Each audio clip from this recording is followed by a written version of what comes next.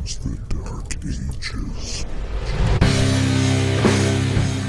Welcome back, and today is the third day of going over the tracks on the Warpriest Dark Ages album and its 1-year anniversary.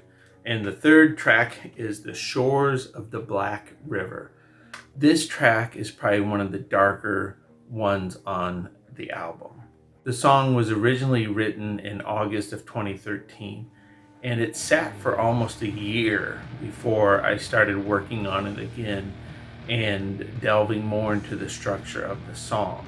This track was one of the songs that I gave to Elis to sing.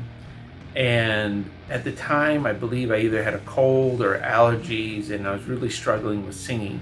So I came to her and I gave her the song. I didn't give her any groundwork of what I wanted or anything. I just said, can you come up with something for this? And so she did. And once again, she came up with the harmony. She did all the vocal treatments and everything. She did a great job with it.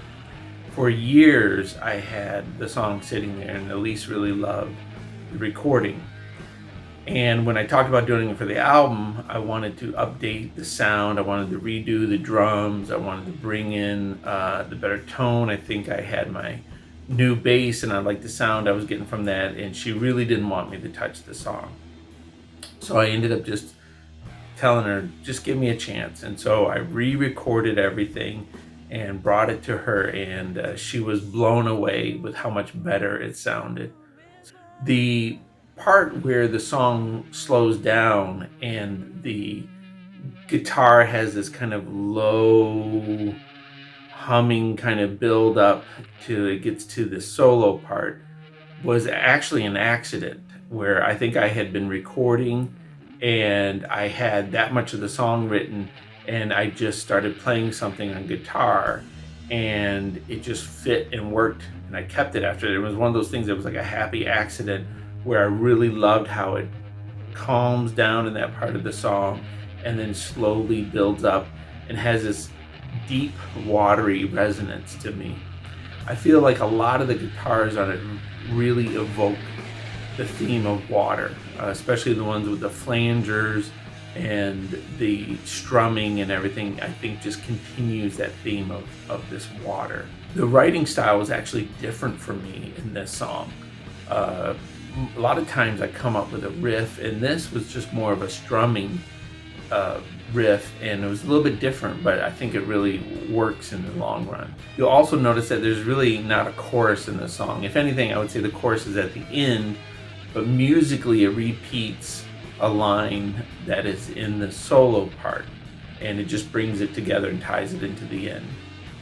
The lyrics really deal with the subject of depression and ultimately suicide, and how there is a deception in believing that this can bring a release to our problems and our pains in life. I also feel like the song is trying to encourage people who are around those who are going through a really dark and horrible time in their life to reach out and to try and help them. I feel like that element is in the last chorus of the song. I do want to say that personally, my wife and I have dealt with depression, sometimes even suicidal thoughts, and it is a struggle, and I don't take the subject lightly. And I do say that if anybody out there is struggling with that, do know that there are people around you who care about you, and there are people that you can reach out to, and that you can reach out for help, and there is help, and there are better days ahead. That not to give up, but to keep on going. You're stronger than you think you are. I just want to mention that if you comment under this video, whether it be on YouTube, Instagram, or Facebook, you will be entered to win a free copy of this CD, The Dark Ages. At the end of this series, I will randomly pick a winner from all the comments. So until then, talk to you later.